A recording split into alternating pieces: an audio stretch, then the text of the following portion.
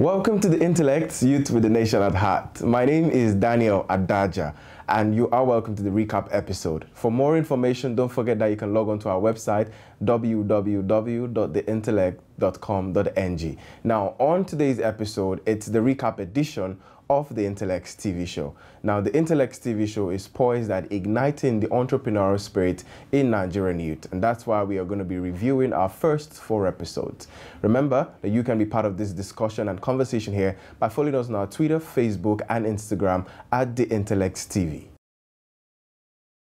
Let's move straight over to episode 1. On episode 1, we looked at the fintech industry, where we spoke to the CEO of Pay My Rent in person of OGUNYEMI DAMILARE, where he extensively spoke about the financial technology industry. Now, you need to know that technology is everything right now. The whole world is playing in the tech space, the banking industry, the print industry. Everybody's played in that digital space. Now, one of the things he particularly spoke about is the structure of the fintech, which is the major problem, and which is technology infrastructure, which was one of the major problems that he had to go through. Now, in every industry, you need to have a standard infrastructure, and that is one of the things he said. Now, there is a SWOT analysis if you're going into business, which you must understand. Now, you must be ready to solve a problem if you're ever going to do business, and that is one thing that OGUNYEMI DAMILARE literally emphasized on the fact that every business model works differently, and you must understand what kind of problem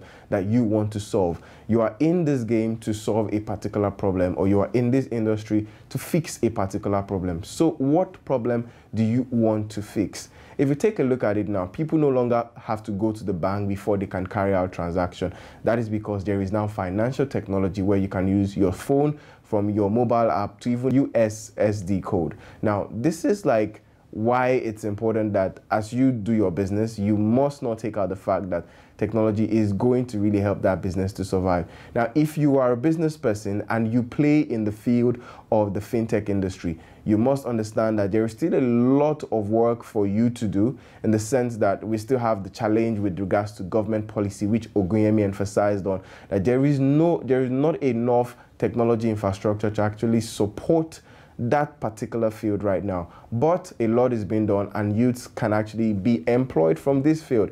Take, for example, developers, programmers. These are the field they play in, and we must begin to create that avenue for them. One of the suggestions I'm going to make is our government needs to create more incubation hub for young people to play in. We don't have like enough incubation hub to train people to be able to perform well in this field. We still hear people saying that, oh, they are still employing foreigners to help them develop certain programs to help that field work. But right now, we know that there are young people in the country who can also do this thing, but they lack the basic materials, which our government can actually help fix. That doesn't dispute the fact that whatever industry you're going to, if it's the fintech industry, you must be ready to solve a problem.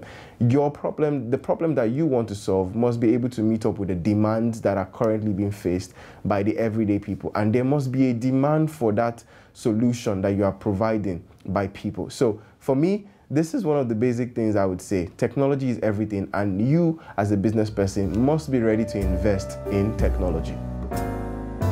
Let's take you back to episode 1, where we spoke about technology is everything. Okay, so Petty Cash is actually a lending firm that supports people to payday. That's for salary earners. Then for business people, it sorts their emergency needs. So while I was in paid employment for over 10 years, I just discovered that before salary is paid, a lot of salary earners, they get broke before the salary date. So you actually just have to ask a friend around, and you can testify that friends don't borrow people money again. So I saw a gap in that aspect, that people need something like a kind of facility, a micro loan to just see them through till payday. And that's why we came about Petty Cash. And from the name, Petty, which is small cash. So it's just something to see you through to your pay date. That's how we started Petty Cash. Amazing. It's good to see that you are in the business of the 21st century form of entrepreneurship, where that's the information communication technology. How has this affected your business? I think ICT has really helped our business, because if you look at it, we play in what we call the fintech. That is finance and technology coming together. Prior to that, you would have commercial banks having structures in like 36 states in the country. To build that infrastructure is very expensive. But with fintech, you don't have to have that infrastructure. You can actually play in all 36 states using just technology. Before advent of technology, or before we started playing in the fintech industry, you see that the alajos that we are used to, like the cooperative guys, they actually have to go to the markets to try and get funds from people one-on-one. But with fintech, you don't actually have to do that. You are just sitting in one location and you are able to get funds from everybody everywhere in Nigeria.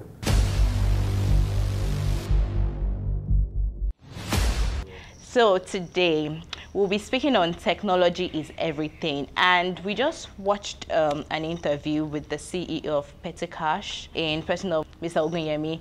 And I'm still thinking right now, what is that thing you can do without technology being involved? So what do you think startup businesses can do? I'll start with you, Maka. Well, in terms of data, how do you analyze your data? How do you make your strategies? You can't start opening a ledger where you're reading all the sales down one by one to look for which item sells the most. Nobody does that these days. Yeah. Okay. What you should be looking for is a technology or a system, an innovative system that helps you, banking softwares, finance softwares, accounting softwares. There's almost a technological solution for almost any problem you're facing right now. He said something about bringing our ledger and all, and it seems like technology is being streamlined to a particular class of people. If we look at education, one might think that education might just be for students growing up, because I know in primary schools and secondary schools these days ICT is almost becoming a very, very compulsory subject to take. But now for the older ones who have, like I made mention of a market woman, how do you think the government can come into the picture to educate these people? One of the ways the government can come in is to come up with a scheme to train these market people. Why the government can come up with a scheme, a training scheme, train these marketers, train these women who are not literate to that extent. You can come up with a 3-day seminar. Before you know it, they will catch up, and even better than some of us. They have the time. They just need someone that can train them well and talk to them about the basics. What we need to do is, all round, we need to educate our people about this technology. We can't shy off it. Even if you use Nokia 3310, you are actually using yes, it's still technology. So it is actually a place to leverage on. And to add to this is the only opportunity Africa have to be on the same page with other countries. With other countries, that's true. So yes, that was episode 1 where we spoke to Ogunyemi, and I'm sure you also enjoyed the clip from the panel session. Remember that technology is everything, and you must be willing to invest in technology if you want your business to move to the next level. In episode 2, we spoke about setting up a business structure where we had Ifeanyi Orajaka, the CEO of GVE Project. Now, one of the most interesting things about this young man is the fact that he and his business partner started while they were in school. Now, setting up a business structure is as important as doing the business, because from what he said, one of the key things that helped them to acquire the loan from Bank of Industry was the fact that they already had a structure. But he did not leave out the very important details where he spoke about internship. And I want to encourage every young Nigerian out there who is still looking at having their own business tomorrow to actually go through internship. Now, if Ifeanyi Orajaka and his partner had not gone through internship, they would not have identified a problem which needed solution. So the presentation of your idea also really matters. And I think these things only come by experience, which you can only get from internship and mentorship. So if you're a young person looking at starting your business tomorrow, make sure you have great presentation of idea skill and also the act of communication, because this will be able to sell your business the right way. Now, Ifeanyi spoke about the fact that while they were writing their request to Bank of Industry to actually get this loan to start up this great idea that they had, it was because of how much they had put their idea. It wasn't about them knowing somebody. That's why setting up the structure is so important. Now, you must also strike a balance with those who work for you. This is where your integrity matters, which Ifeanyi also spoke about, because when you have a business idea that you need investors to come in. People need to be able to trust you with their money. People need to be sure that you have done something in the past that they can make reference to. And that's why I would say that if you look at what Ifeanyi Orajaka has done with his business, he has been able to set a standard, which is very, very important. Now, if you are thinking of doing a business, having a business structure, well, I would tell you that it takes a whole lot. It might not come to you in one day, but you must get a few things right. The core values of your business, which Ifeanyi spoke about, and that is very important. As a business person, the ideas that you have must align with your vision as an individual. That way, you can be able to get people to buy into your idea and your vision. Let's take a look at episode 2. We are going to be speaking with the CEO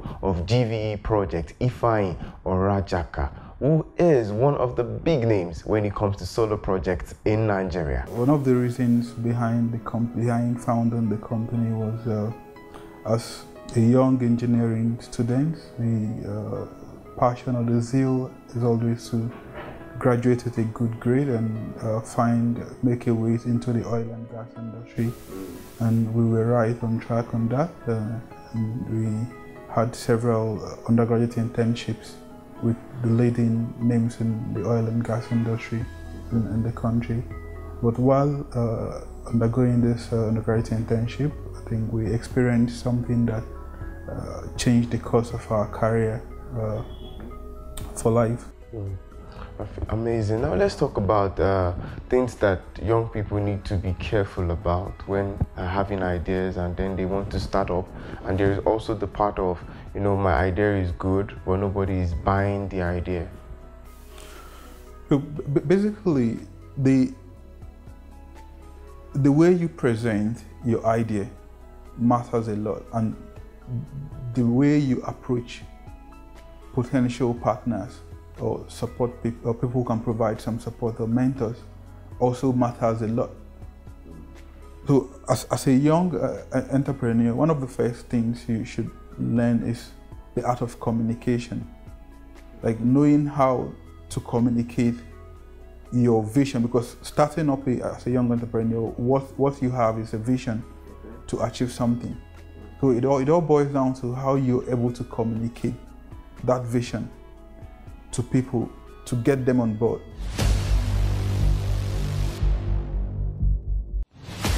So today we'll be talking about this very rampant but very interesting topic. It's setting up a business structure.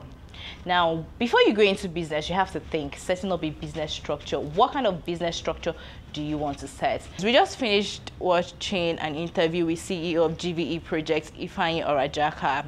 So what do you think entrepreneurs face having to set up a business structure? What do you think? Well, first, I think the simple thing is to understand your vision and your mission. And I'm saying that because every entrepreneur goes into business to add value. Okay. You're not going to business because of money. Yeah. Okay. If you're going to make money, then you're not solving any problem. So you need to solve a problem, and then that would in turn give you value to your consumers. I think in this part of the world, entrepreneurship should be defined differently. What we're doing mostly here is surviving. I think an average youth out there, seriously, yes. an average youth has this whole idea of all I just need to do is how am I going to make money? But first of all, try to understand who you are. Who are you? By the time you get to understand who you are, then you are able to, oh, okay, this is what I want to do. Now, there will be frustrations, there will be disappointments, there will be so many challenges that you come across that want you to get discouraged. But when you get to understand who you are and what you want to do, and it's something that interests you, you're solution-minded, there's a problem you're trying to solve. So you have a solution in your mind and you're working into it. So you're working towards that goal of providing the solution no matter what it is that comes your way. Okay, so to add to what my colleagues have said earlier, I think some entrepreneurs in Nigeria, what they actually do is they follow the trend. They follow what people are doing. I mean, everybody's selling shoes, bags. Exactly. So all of a sudden, you just see that the trend, everybody. You don't even know whether you have a passion for it or something. So, and they feel if they don't do it well for the next 6 months, they move to another business, and they feel, okay, I did the first one, it's not working, I can't do this one anymore. So I think what really happens, we actually follow trends, because this guy is doing this, is making money, bought a car, and I go, oh, this business is cool, let me do it. You don't know the challenges he has faced, you don't know what he has actually passed through, but you're just seeing that good side of him, but you just feel it's a good business, and boom, you rush into it. Welcome back, and I hope you enjoyed all that Ifeanyi Rajaka said and also what the panel had to say with regards to setting up a business structure. Remember, like I said earlier, that setting up a business structure is as important as doing the business itself. On episode 3, we spoke with CEO Nord Automobile in person of Ajayi Oluwatobi, where we spoke about manufacturing, import, and export. Now, 2 things I want you to know is that the Nigerian business industry is not for the weak, and also you are not too young to start.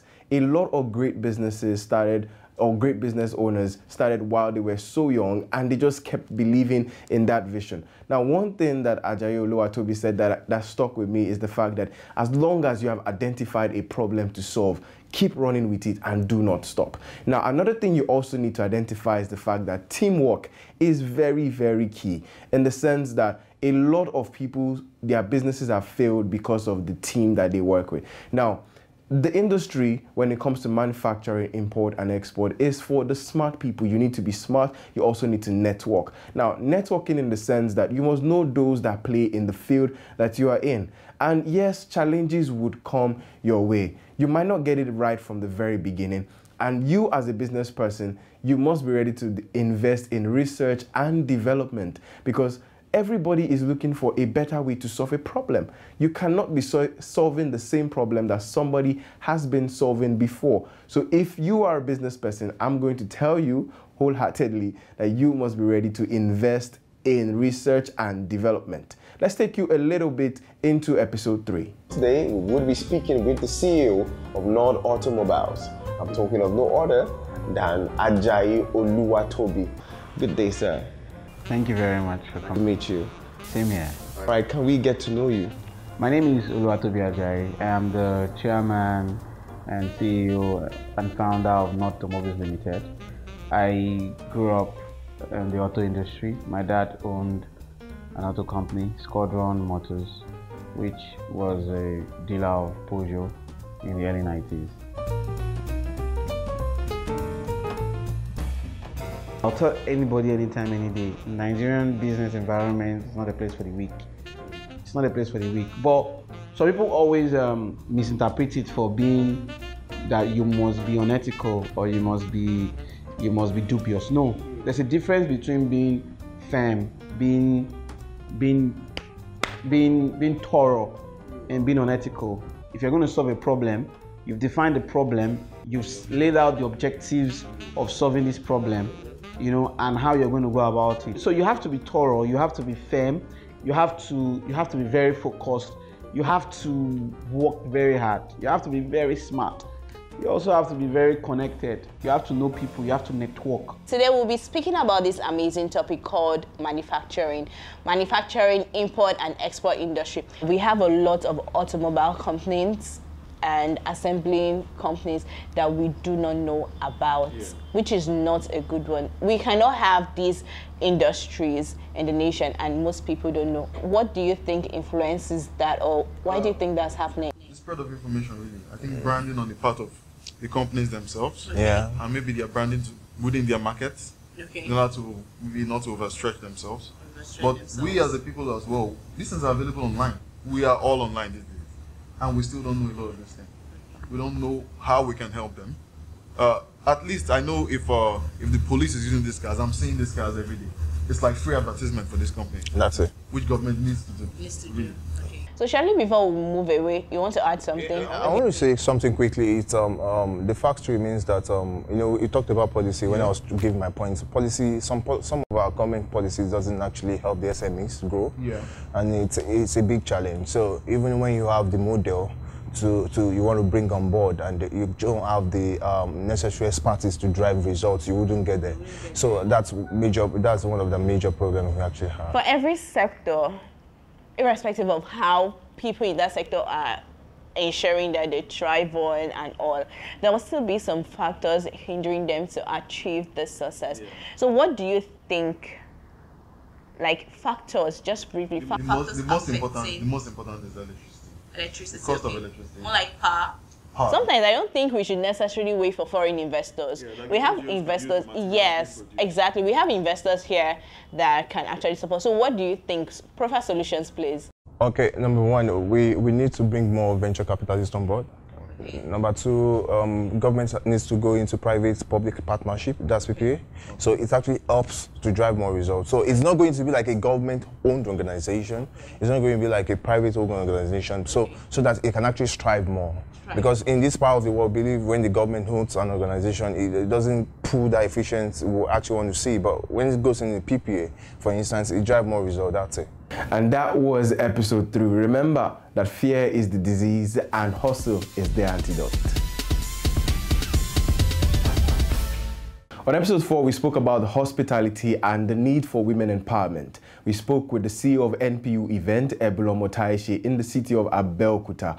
Now, one of the most interesting things that Ebulomo actually spoke about is the fact that the industry needs collaboration. And yes, you cannot be successful in the 21st century business industry if you are not ready to collaborate. We must not forget the fact that Ebulomo spoke about certification. And I think this is still a major problem with the event industry. And even for a lot of people, yes, experience is key, but you cannot take out the fact that belonging to a particular association and being certified is also very important. A lot of people don't know that there are opportunities for them for in terms of loan, in terms of how to do certain things. The world is evolving every day. The future of the development of any growing or any nation in the world is how much women are being empowered. And that's why talking to Ebulomo Taishi, it's very key for women and girls to see that as a woman, you are also not left behind and being an entrepreneur. Take a look at our universities today. A lot of teenagers are into the sales of clothes,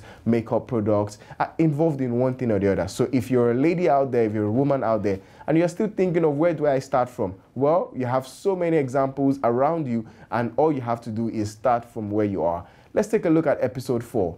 My name is Taishi Ebulomo Atife, and I'm the CEO of NPU Events and also the convener of my grand event. And I graduated from Tertiary University of Education, my first degree, and I had my second degree at the University of Lagos, where I studied English language for both degrees. I have 2 beautiful girls. I started way back with my cousin who was into the events industry way back where I used to live before I even got married. And I liked the fact that he would tell me, there's an event, I want you to bring your girls for hostessing and all of that. So we started off as an ushering company, and we decided to go into events, and because it's a way for me to interface with people while making sure they have a good time at their event. So it was just an opportunity for me to make it better and put more professionalism into it. The future of the event industry is a very, very, I would say, a successful one, a bright one, or a bright future. We have a bright future because the truth of the matter is that everybody will continue to celebrate.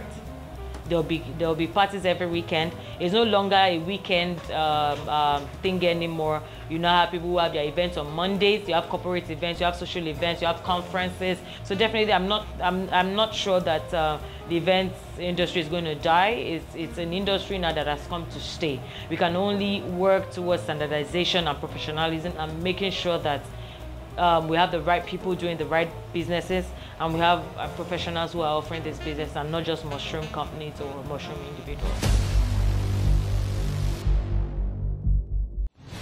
So we'd be speaking about the need of empowering women. Do you think the society is supportive enough for women? Like when a woman says, I want to do this, do you think that we're not stereotypical to say, you can't do this because you're a woman, you can't do this? So do you think Nigeria itself alone is, we run a patriarchal kind of system of government, and that's why you have women really relegated to the back. Now we just had a law that was just annulled by a federal high court in Lagos, and this has to do with a police officer who is a woman. If she wants to get married, she has to take permission from the commissioner to actually get married to the person she wishes to get married to. Now, you know, a police officer called on a program that was on, and the man said the reason why that is done is most of the time women tend to talk about whatever it is that they have discussed at work to their husbands. Now, I don't think that's just a woman who does that.